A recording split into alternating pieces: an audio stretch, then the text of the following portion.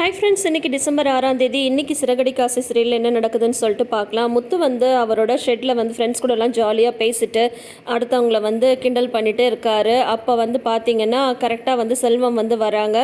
செல்வம் வந்துட்டு, என்னடா யாரும் வந்து சவாரிக்கு போகலையா, இங்கே நின்று ஜாலியாக பேசிகிட்டு இருக்கீங்க அப்படின்னதும், சவாரி வந்தால் தானே போகிறதுக்கு அப்படின்னு சொல்லிட்டு அதுக்கப்புறம் வந்து முத்து வந்து செல்வத்தை கூப்பிட்டு கேட்குறாங்க, நான் உங்ககிட்ட ஒரு விஷயத்தை பற்றி கேட்டிருந்தேன்ல, அதை பற்றி நீ விசாரிச்சியா அப்படின்னதும், கேட்டேன்டா, அந்த டிடெக்டிவ் ஏஜென்சி பற்றி என்னன்னு கேட்டேன். அவங்க வந்து 60,000 ரூபாய் சொல்கிறாங்க ஒரு கேஸுக்கு அப்படின்னு சொல்லிட்டு சொல்கிறாங்க. என்னது 60,000 அப்படின்னு சொல்கிறாங்க. சரி, அது இருக்கட்டும், இப்போ நீ எதுக்கு அதை பற்றியெல்லாம் விசாரிக்கிற, அதை சொல்லு அப்படின்னு சொல்லிட்டு செல்வம் வந்து சொல்லும்போது, இல்லைடா, அந்த பார்லர் அம்மா இருக்குதுல்ல, எங்கள் அண்ணன் பொண்டாட்டி, அதை பற்றி கொஞ்சம் விசாரிக்கணும், அதனால தான் அப்படின்றாங்க. அவங்கள பற்றி விசாரிக்க என்ன இருக்குது, அவங்க பெரிய இடம் பணக்கார இடம்னு சொன்ன அப்படின்னு சொல்கிறாங்க. அதுக்கு முத்து வந்து சொல்கிறாங்க, ஆமாம் சொன்னந்தான், இல்லைன்னு சொல்லலை, ஆனால் அது பண்ணுற வேலையிலலாம் ஏதோ ஒரு திருட்டுத்தனம் இருக்கிற மாதிரியே இருக்குது, அது ஏதோ ஒரு பெரிய விஷயத்தை வந்து மறைக்குது, அதோட வாழ்க்கையில் வந்து ஏதோ ஒரு மர்மம் வந்து இருக்குது, அது பண்ணுறது எல்லாமே ஒன்றுக்கு பின் முரண்பாடாகவே இருந்துகிட்ருக்கு.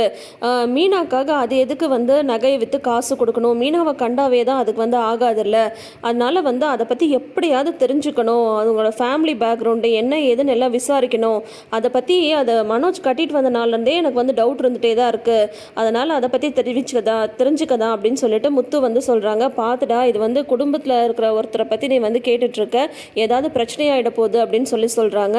அதெல்லாம் பிரச்சனையெல்லாம் ஒன்றும் ஆகாதுடா, ஆனால் அது ஏதோ ஒரு விஷயத்தை மட்டும் மறைக்குது, அதில் மட்டும் எந்த மாற்றமும் இல்லை அப்படின்னு முத்து சொல்லிட்டு இருக்கும்போது கரெக்டாக அந்த முருகன் வந்து வராங்க. வந்ததும் அந்த முருகன் வந்து வழக்கம் போல் முத்துட்டு வந்து ஐடியா கேட்குறாங்க. நீ போய் அந்த பொண்ணுக்கிட்ட வந்து பேசுனியா, பேரை கேட்டியா அப்படின்னு சொல்லிட்டு கேட்குறாரு முத்து. அண்ணா, நீங்கள் சொன்ன மாதிரி நான் தைரியமாக பேசலான்னு தானே போனேன், நாள் தைரியமாக பேசிட்டேன், ஆனால் 2வது நாள் போய் பேசுறதுக்குள்ளார எனக்கே கொஞ்சம் பயமாயிடுச்சு அப்படின்னு சொல்கிறாங்க. சரி, அந்த பொண்ணை வந்து ஃபாலோ பண்ணிட்டு போனியா, அவங்க வீடு எதுன்னு கண்டுபிடிச்சி அப்படின்னு முத்து வந்து கேட்குறாங்க. அதெல்லாம் கண்டுபிடிச்சிட்டேனே, அவங்களுக்கே தெரியாமல் பின்னாடியே போய் அவங்க வீடு எதுன்னு கண்டுபிடிச்சிட்டேன் அப்படின்னு சொல்கிறாங்க. அப்போ சரிதான், நீ ஒன்று பண்ணு, இந்த மாதிரி உங்கள் பொண்ணை வந்து எனக்கு பிடிச்சிருக்கு, நான் இந்த இடத்துல வேலை செய்கிறேன், உங்கள் பொண்ணுக்கு வந்து என்னை கட்டி கொடுக்குறீங்களா அப்படின்னு சொல்லிட்டு நீ போய் நேரடியாகவே அவங்க அப்பாட்ட வந்து கேட்டுரு அப்படின்னு சொல்லிட்டு முத்து வந்து சொல்கிறாரு. என்னென்ன சொல்கிறீங்க அப்படின்னு சொல்கிறாங்க. ஆமாடா, இந்த மாதிரி நீ எந்தளவு அவங்கள லவ் பண்ணுறேன்னு சொல்லி நீ கேளு, கண்டிப்பாக வந்து அவங்களுக்கு உன்னை பிடிச்சிருந்தா அவங்களே வந்து அந்த பொண்ணை உன்னை கட்டி வச்சுருவாங்க அப்படின்னதும், ஓ சரிண்ணே, அப்படின்னா நீ சொன்ன மாதிரியே நான் பண்ணிடுறேன்னு சொல்கிறாங்க. இப்போ பார்த்தீங்கன்னா முத்து வந்து அவருக்கே தெரியாமல் அவர் பொண்டாட்டிய பொண்ணு கேட்குறதுக்கே இவரை வந்து அனுப்பி வைக்கிறாரு. இந்த மாதிரி இங்கே போயிட்டுருக்கும் போது வீட்டுக்கு வந்து விஜயாவோட அந்த கண்திருஷ்டி ஃபோட்டோவை வந்து கொண்டு வந்து மனோஜும் ரோகிணி வந்து காட்டுறாங்க. அதை பார்த்துட்டு விஜயாவுக்கு அப்படியே ஆத்திரமாக வருது. நம்ம ஸ்ருதி வந்து எப்போவுமே இந்த காமெடிக்கெலாம் நல்லா சிரிச்சிடுவாங்கல்ல, அதே மாதிரி அவங்களுக்கு அந்த ஃபோட்டோவை பற்றி சிரிப்பாக வருது, ஆனால் அடக்கிட்டு இருக்காங்க, இருந்தாலும் வந்து சிரிச்சிடுறாங்க. எங்கேருந்து இந்த ஃபோட்டோ வந்து கிடச்சிது அப்படின்னா, அதுவும் தெரியலம்மா, உன் ஃபோட்டோ வந்து இந்த மாதிரி விற்றுட்டு வந்தாங்கம்மா, எனக்கு அப்படியே அதை பார்த்ததுமே அவ்வளோ ஆத்திரம் வந்து வந்துச்சு அப்படின்னு சொல்கிறாங்க. ஒன்றே வந்து விஜயா பார்த்தீங்கன்னா வழக்கம் போல் மீனாவை தான் வந்து முறைக்கிறாங்க. ஆனால் மனோஜ், நீ வந்து உன்னை தேடி தாண்டா இந்த மாதிரி எல்லாமே வந்து வருது, நீ தான் இருக்கிற ஃபோட்டோலாம் வாங்கிட்டேன்னு சொன்னல, எனக்கு ஒரு ஃபோட்டோ கூட, நானும் வந்து காரில் வந்து வச்சுக்கிறேன், நல்லா சூப்பராக அம்சமாக இருக்கே அப்படின்றாங்க, நீ இப்போ சும்மா இருக்க போறியா இல்லையா அப்படின்னு சொல்லிட்டு விஜயா வந்து திட்டுறாங்க முத்துவை. அப்புறம் பார்த்தீங்கன்னா இந்த ஃபோட்டோ வந்து இனிமேல் வீட்லேயே இருக்கக்கூடாது அப்படின்னு சொல்லிட்டு தூக்கி போடுறாங்க விஜயா. அந்த ஃபோட்டோ வந்து கரெக்டாக வாசல்கிட்ட போய் விழுது. அப்போ தான் வந்து அண்ணாமலை வந்து வராரு. வந்து அந்த ஃபோட்டோ வந்து பார்த்துட்டு, யார் இந்த ஃபோட்டோ வந்து இங்கே வச்சிருக்கிறது அப்படின்றாங்க. அப்பா, அது யார் ஃபோட்டோ இல்லைப்பா, அம்மா ஃபோட்டோ அப்படின்றாங்க முத்து. உடனே வந்து அண்ணாமலை அந்த ஃபோட்டோவையே உத்து பார்க்குறாரு. பார்த்துட்டு அவருக்கு சிரிப்பு வந்துடுது.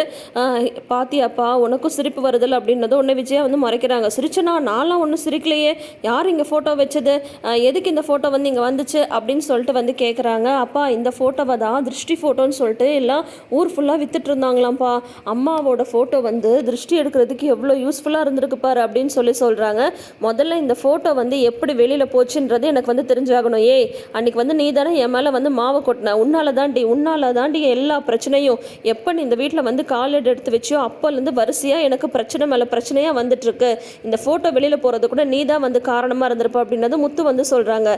மீனா எதுக்கு இந்த ஃபோட்டோ வந்து வெளியில் வந்து கொடுக்க போகிறா, கொஞ்சமாவது வந்து யோசிச்சிங்களா, அன்றைக்கி மீனா வந்து மாவு கொட்டினப்போ மீனாவே கீழே வலிக்கு விழ தான் பார்த்துச்சு, நான் தான் வந்து மீனாவே பிடிச்சேன், அதெல்லாம் உங்களுக்கு ஞாபகம் இல்லையா அப்படின்னு சொல்கிறாங்க. எல்லாமே அவளோட பிளான் தான்.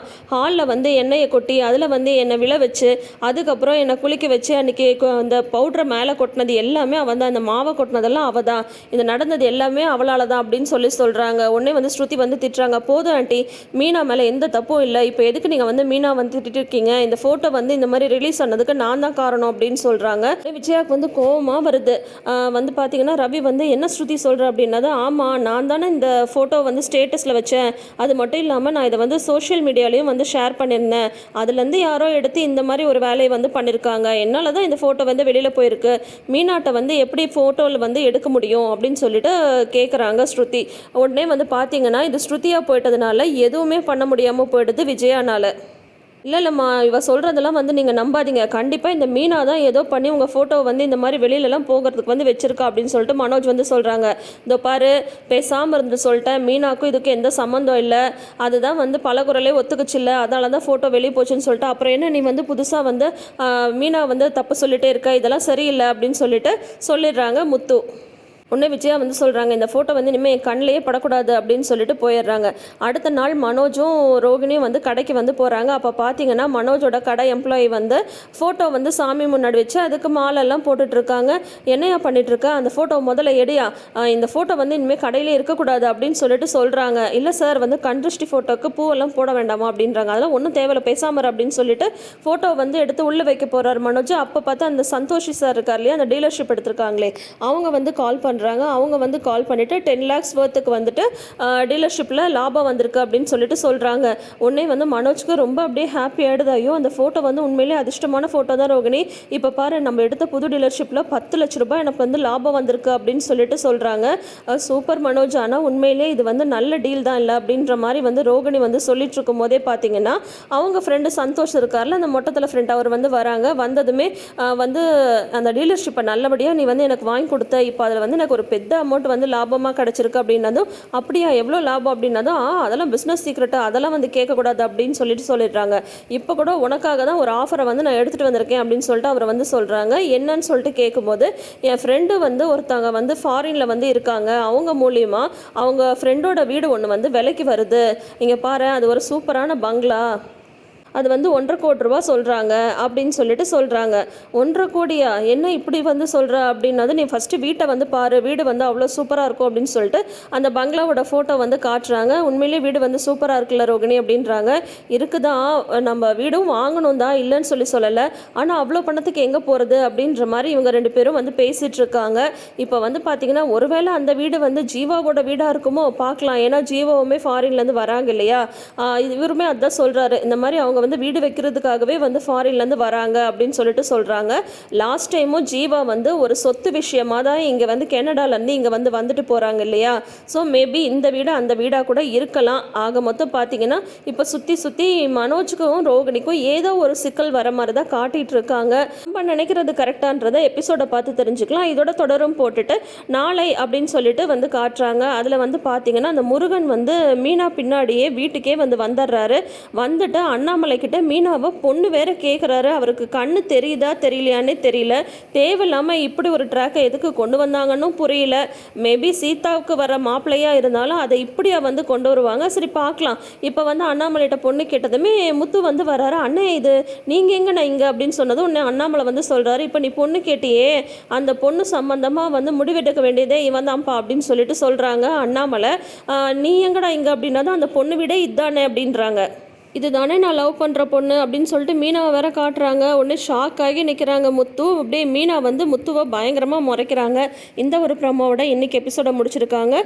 ஸோ என்ன நடக்குதுன்னு சொல்லிட்டு வெயிட் பண்ணி பார்க்கலாம். தொடர்ந்து அப்டேட்ஸ்க்கு சேனலை சப்ஸ்கிரைப் பண்ணிக்கோங்க. நோட்டிஃபிகேஷன் பெல் ஐக்கானில் ஆல் சிம்பிள் கிளிக் பண்ணிக்கோங்க. தேங்க்யூ.